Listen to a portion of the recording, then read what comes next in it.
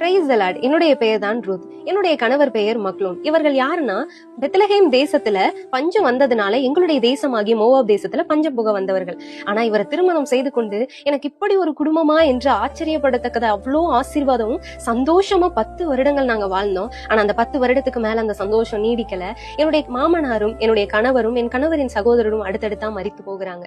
இப்ப கடைசியாக இருக்கிறது என்னுடைய மாமியார் நகோமியும் நானும் இன்னொரு மருமகளும் மாத்திரம் தான். ஆனா எங்களுடைய மாமியார் ஆகிய நகோமி தேவனை பற்றி நிறைய காரியங்கள் எங்களுக்கு சொல்லி தந்திருக்காங்க. அவங்க கடைசியா முடிவெடுத்தாங்க, தங்களுடைய தேசமாகிய பெத்லகேமுக்கே போகணும் அப்படின்னு முடிவெடுத்தாங்க.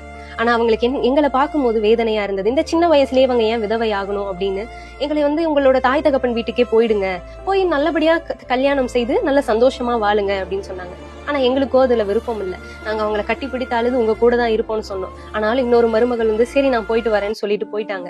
ஆனா எனக்கு இவங்களுடைய தேவன் தான் என்னுடைய தேவன். இவங்களையும் என்னையும் ஒண்ணு பிரிக்குதுன்னா அது மரணமா மாத்திரம் தான் இருக்கணும்னு சொல்லி நான் உங்க கூட தான் வருவேன், இதை பத்தி இனி பேசாதீங்கன்னு சொல்லி அவங்க கூடியே போனேன். இப்படி போனதுக்கு அப்புறம் அந்த தேசத்துல எங்களுக்கு சாப்பாடு கூட வழி இல்ல. அதனால எங்க மாமியார் சொன்னது போலவே நான் போய் ஒரு வயல்ல அறுத்து கொண்டு இருந்த நாட்கள்ல வயல்ல கீழெல்லாம் சிந்தி கிடக்கும் தானியங்கள், அந்த தானியங்களை பொறுக்கி கொண்டு வந்து நாங்க சமைச்சு சாப்பிட்டுட்டு இருந்தோம்.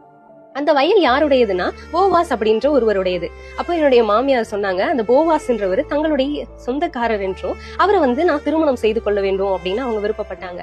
அந்த போவாஸ் என்ற மனுஷனுக்கும் என்னை பிடித்தது. அவர் என்னை திருமணம் செய்து கொண்டார். எனக்கு தேவன் ஒரு அழகான ஆண் பிள்ளையை கொடுத்தார்.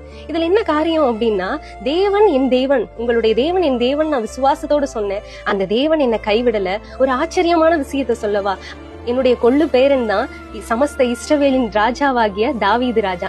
அந்த தாவீதின் ராஜாவின் சந்ததியில தான் இயேசு கிறிஸ்து ரட்சகரே பிறந்தார். இப்படியாப்பட்ட ஆசீர்வாதத்தை ஒரு ஜாதி எனக்கு என் தேவன் தந்தது போல உங்களுடைய வாழ்க்கையிலயும் எதையோ இழந்திருக்கலாம், எனக்கு ஒண்ணுமே இல்ல, அவ்வளவுதான், இதான் முடிஞ்சிருச்சு அப்படின்னு நீங்க நினைச்சிருக்கலாம். ஆனா இந்த தேவனை பிடித்துக் கொள்ளுங்க. அங்க உங்களுக்கு முடிவு இல்ல, அங்கதான் தேவன் உங்களுக்கு துவக்கத்தை வைத்திருக்கிறார். சோ என்னை காட்டிலும் தேவன் உங்களை பலமாய் ஆசீர்வதித்து வழி நடத்துவார். ஆமென்.